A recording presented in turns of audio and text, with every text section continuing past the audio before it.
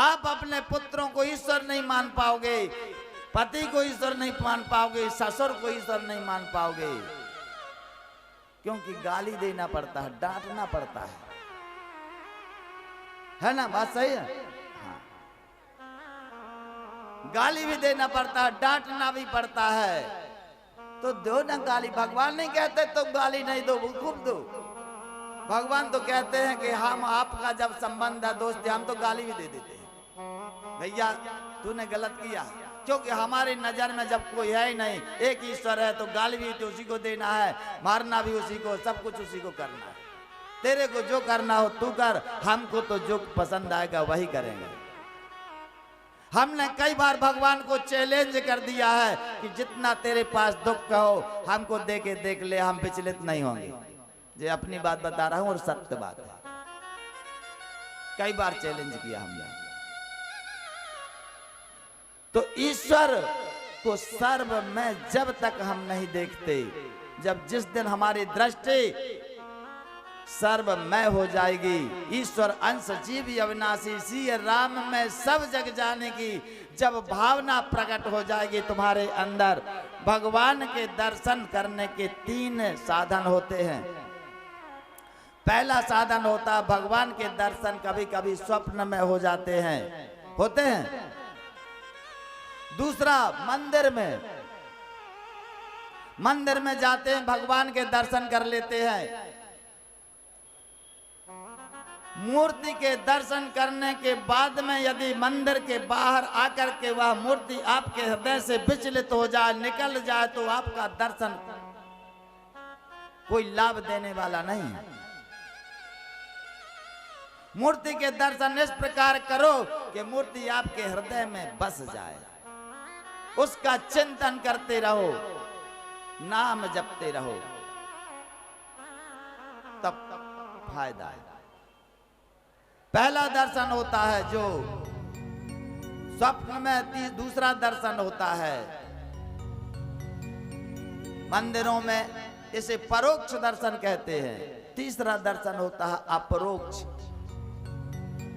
अपरोक्ष सर्वव्यापी ईश्वर को देखना, श्री राम में सब जग जाने, यही परोक्ष दर्शन है। अपरोक्ष दर्शन सब में ईश्वर की भावना बनाना, जहां दृष्टि जाए ईश्वर दिखे, ईश्वर की भावना हो, सब में ईश्वर को देखो।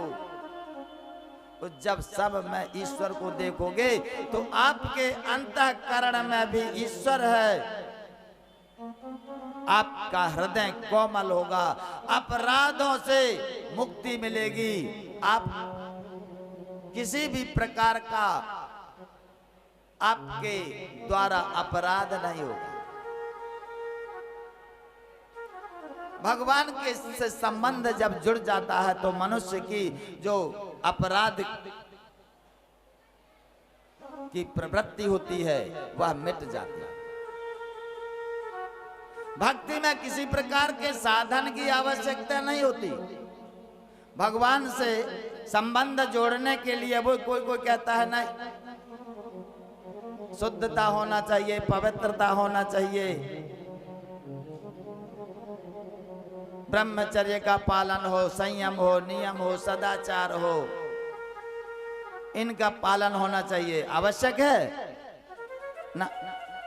इनकी आवश्यकता नहीं है। जब तुम्हारी स्थिति बनेगी तो जो स्वतः आएंगे, तुमको इन पर अमल नहीं करना है। तुम तो भगवत स्वरूप में अमल करो, जो स्वतः चले आएंगे। सदाचार, संयम, यम, नियम, इनका स्वतः पालन होने लगता है। इसका पालन करने की आवश्यकता नहीं होती, स्वतः इनका पालन होता है। स्वतः हृदय नम्र बनता है, दया का उद्गम होता है, दयालुता आती है, दीनता आती है। और जब दीनता आती है तो दीन ही प्रभु को पसंद है। जब अहंकार नष्ट होगा तब दीनता आएगी। दीनता मनुष्य का आभूषण, दया का आभूषण है। और इसे जब धारण करोगे, भगवान कहते हैं कि निर्मल मन जाना सो मोहि पावा, मोहि कपट छल छिद्र न भावा। निर्मल, निर्मलता अर्थात दीनता। स्वभाव में निर्मलता दीनता तब आती है जब हमारे अंदर से आपराधिक प्रवृत्ति निकल जाती है,